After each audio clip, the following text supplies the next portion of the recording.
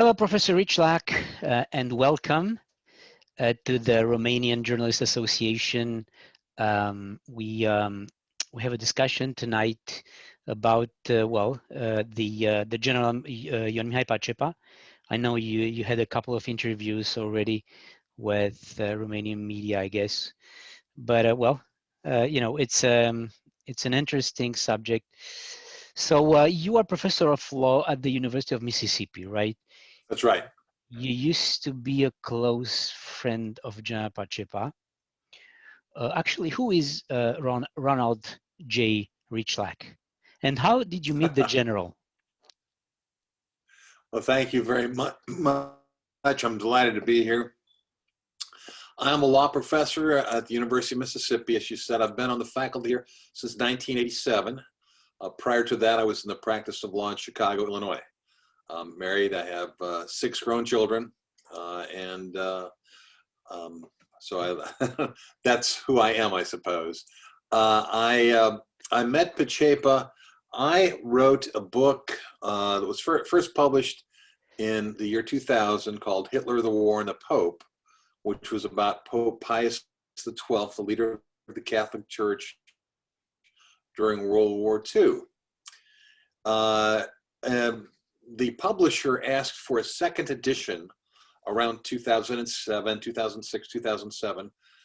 Around this time, in 2007, Pacepa, I didn't know at all, wrote a column in an online journal, the National Review Online, that said that the concept of Pius XII being Hitler's pope, or not being sufficiently concerned about the Jews or whatever the current attack on him was in fact a part of Soviet disinformation that he had helped spread, he had helped create when he was part of the Soviet intelligence bloc in Romania. Well, I'm trying to write a new edition of my book, and to me this was the most interesting issue that was new in this time frame, because if it held up, if it seemed true, then it had enormous implications. So I spent about 2 years really analyzing that one question: does this allegation make sense? And ultimately I concluded that it did. I wrote a new chapter for the second edition of my book, which came out in the year 2010. When I got that chapter done, I sent it to National Review Online, and I asked, so this is about 2009, it's about a year before the book came out, and I said, can you get this to that guy, Pacepa? Again, I really didn't know who he was, but obviously they were in contact with him, right? So they got it to him, and about 4 days later, I got an email from him. We carried on an email correspondence for several years, ultimately agreeing to write the book Disinformation together. That was published in 2013. By the way, and we wrote that book. I had never met him face to face. I've met him first face to face after that book came out. And even after I first met him, I didn't know. I used to joke, I know Superman, but I don't know Clark Kent. I don't know whether Romanian people will understand that reference, but I knew Pacepa, but I didn't know his secret identity. And that lasted for a few years. And then probably for the last 5 or 6 years, I've known him fully, and came to know him and his wife, and we had a very, very fond, friendly relationship. We spent time together, and so when he was in the hospital, he got COVID about 2 weeks ago. I knew that. I called him when he was in the hospital. We spoke when he was in the hospital. The day before he passed, his wife was with him. She called me up that night. This was a Saturday night. She called me up, and she knew that he was dying. She knew he would not come home. Then she called me early Sunday, and she had been told overnight that he'd passed away. So his wife is American, right? She's Yes. American, yes. It looks like he used to live in Florida, but this information is not confirmed. And it also looks like he had a couple of plastic surgeries too, I guess. Do you think he was in danger? Certainly he was early in the process. By the time I knew him, I asked him once. I said, "Do you really think someone would still be out to get you?" And he could point to a few cases around the world where there had been situations that were enough that he was still concerned. I mean, he still cared about his wife and his word for her safety as well. But then he also told me a very interesting thing one time. He said, "Look, I've built a new life around these friends we have today, our neighbors and friends today. And I really don't want them to think I've been lying to them for 30 or 40 years or however long it's been and discover I'm a person they didn't think I was." And so he didn't want to encounter, there was a certain amount of protecting his new life that was important to him. But was he protected by the American Secret Services as well, or you don't know that? My understanding is that he was not at the end, that early he was, and he at some point decided to take control over his own security and did not take his identity. I think he wrote about this. So his identity was compromised by a couple of FBI agents at one point, and this was the second time his identity was compromised, and he just said, "Forget it. I'm going to do it myself now. I'm not going to rely on the government to do that." Because even after the fall of Ceausescu regime, he was hiding as well. I mean, he was, that's the question is, was he hiding? Was he in danger even after 1989? He certainly thought so. He told me, and I've read, that there were 2 separate $1 million bounties on his head, that there was a team of assassins. He was told at one point by American governmental agents to pack and get out of the town right away because his identity had been compromised, and there was believed to be a team of assassins looking for him. I've also been told that Carlos the Jackal, the notorious assassin, took a contract on him as well. Yeah, but that was before 89, right? I mean, after 89, yeah, absolutely. Some Romanian people, say that he was trained by the Russians to infiltrate the American Secret Services and, the American society. Do you think it might be an option? Like, he was so good, he fooled everyone, and, he was, in fact, a Russian asset? No, I don't. I mean, I think I know him well enough and I know his history well enough that I do not believe that's possible. President Carter was concerned about that when he came over. President Carter almost sent him back to what would have been a death sentence. The CIA operatives who were working with him convinced President Carter not to do that. He spent 3 years in debriefing with the CIA. He later received a letter of commendation for all he had done by providing that information to the CIA. That information largely became the book Red Horizons, that I'm sure anybody who knows much about him would be familiar with. Yep. And then after that, he was not part of CIA. I mean, he then lived a civilian life. So I don't see any way it makes any sense to think that he was infiltrating America. But I think his wife was a former CIA as well, right? If I'm not mistaken. Yes, I think he wrote about that. She, in fact, was one of the people who helped convince Carter not to send him back. And he was also talking about what happens now in the world. And I was wondering if how was he connected to people? Like, was he connected to people who had information about what because obviously he was the chief of Ceausescu's secret police in 1978, right? But now in 2020, like, did he have any contacts, like anyone to get information from, or how did he understand the today's reality? I believe he understood it as an astute student looking at the news and looking at what he saw. I do not believe he had close contact. One of the most interesting things that happened between myself and him, and I'll put this probably around 2010, 2011 in there, he wrote me a note one time and said it was so refreshing to him to be Pacepa, because his communications to me were as Pacepa.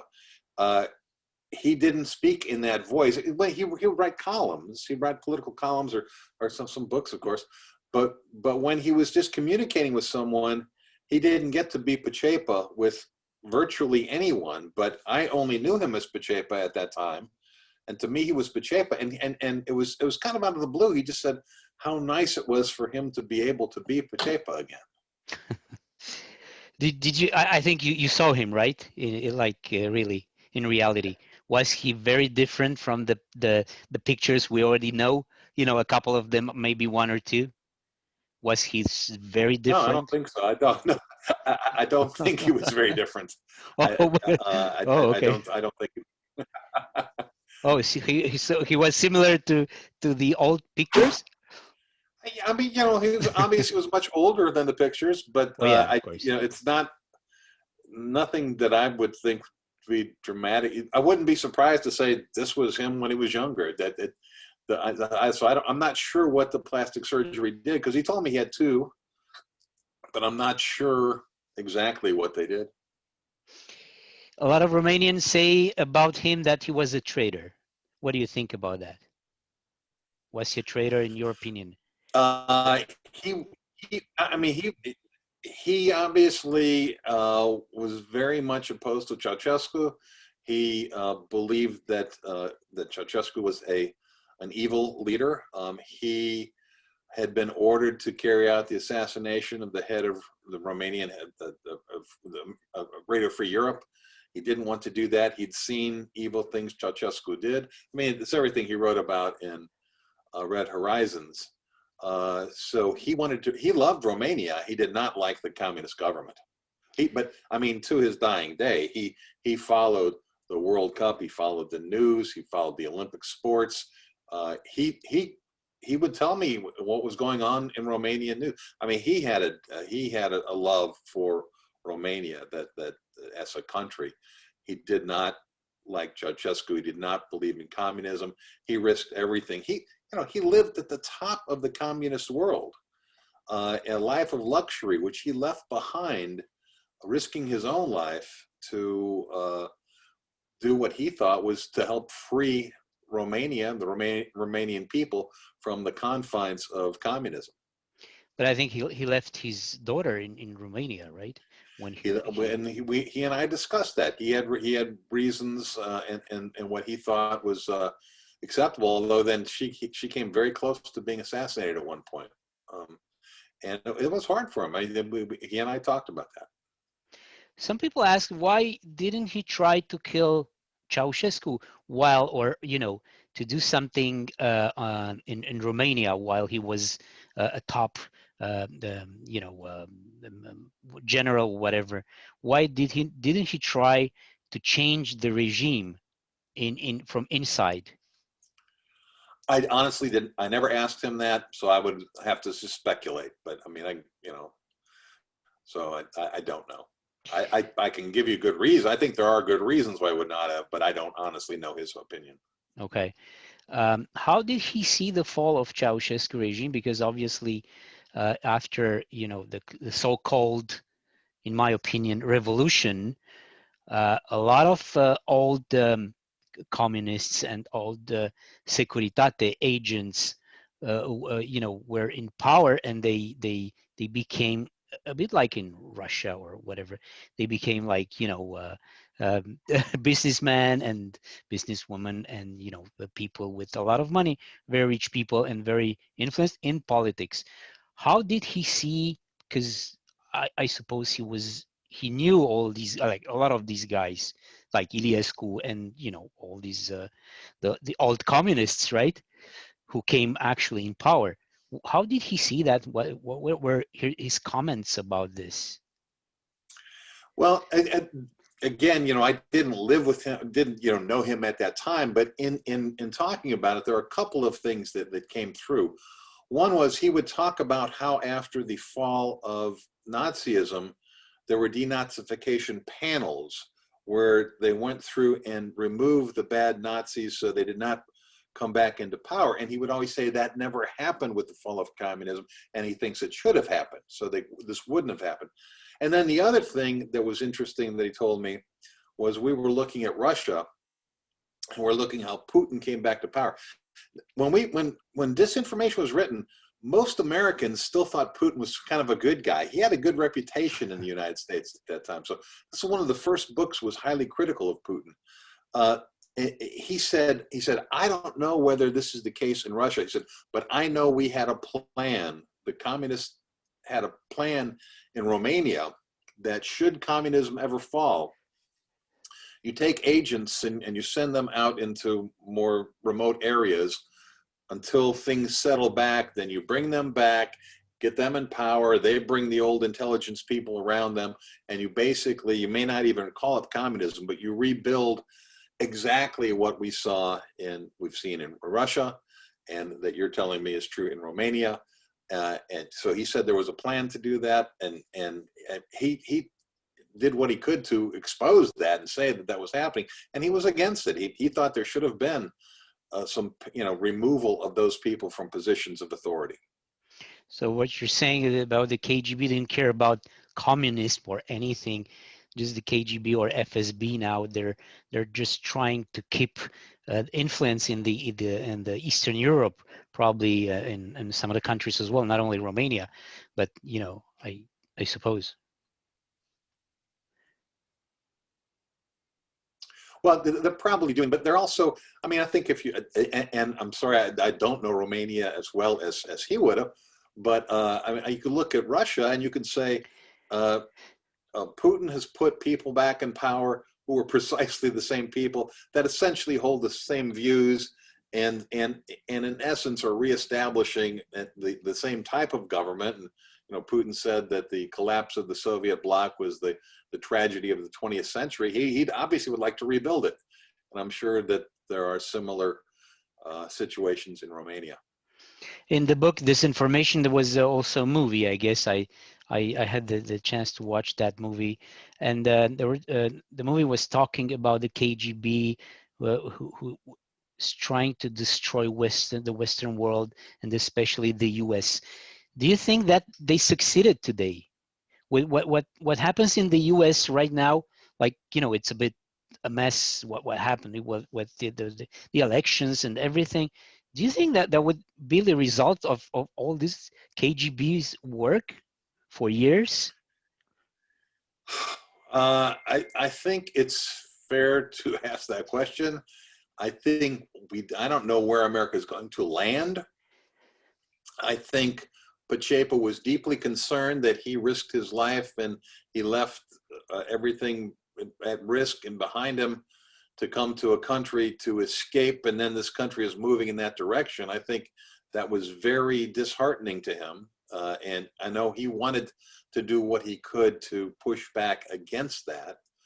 And I think he certainly did more than you could expect any individual to do.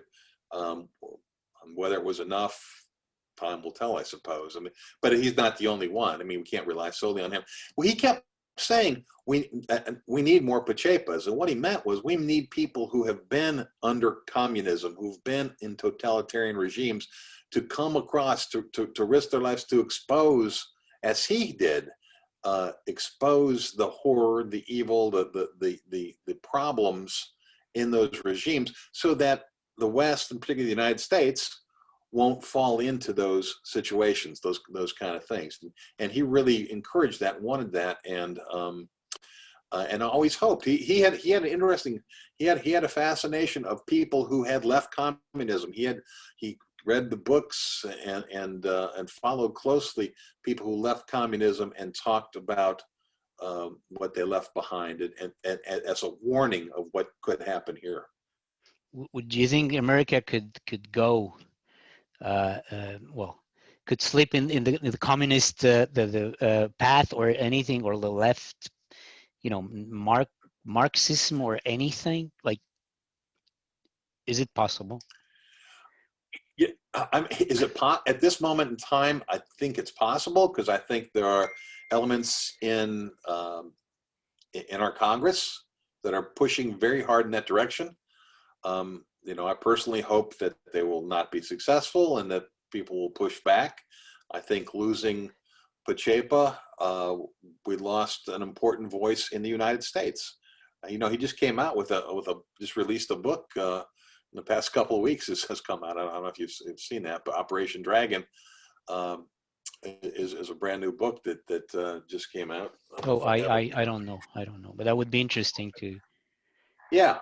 So wait a minute, I have a copy here. I'm sorry, I should have had one. But he and Woolsey, who was the head of the CIA, together wrote a book, Operation Dragon, that's just getting some interesting attention. So I'm getting people contacting me saying, "Oh, we see Pacepa's got a new book," and I'm having to give them very sad news about him.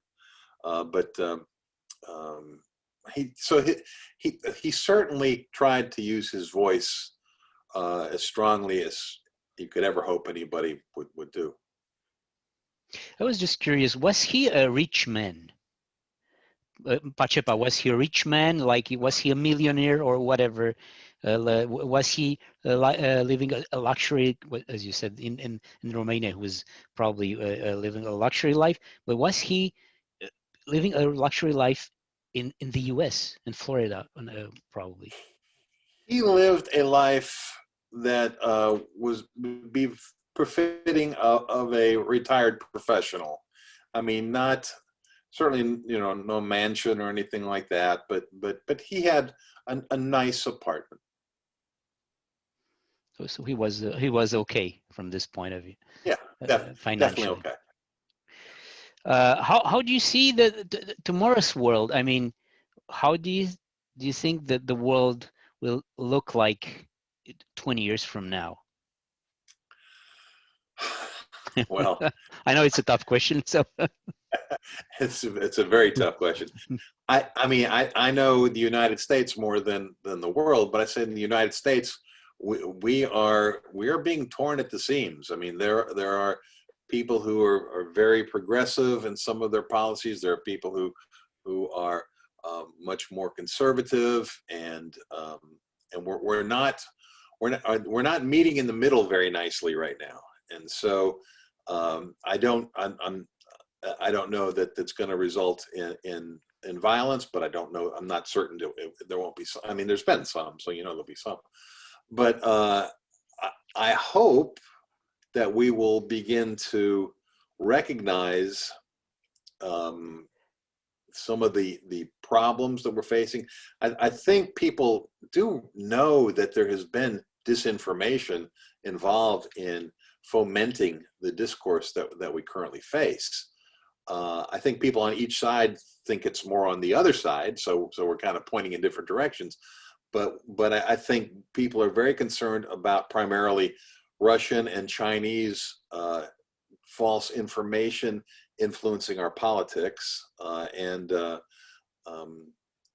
think, you know, we're all I think we thought that Americans were a little late in figuring out. We all thought the Cold War was over and there was going to be a peace dividend and people were going to hold hands and sing songs together. And suddenly we're realizing that's not quite how it's happening. And it's not with outside military aggression, but it's with internal disinformation. And, you know, when we wrote the book, so 10 years ago, disinformation was largely an unknown word in the United States. You'd type it on your computer and it would change because it was not in the system. And today you can't read a newspaper without reading a couple articles about disinformation. I mean, it's become a well understood. Well, it's become a term. Pacepa was very precise about how he defined disinformation, but the word certainly is used a lot today.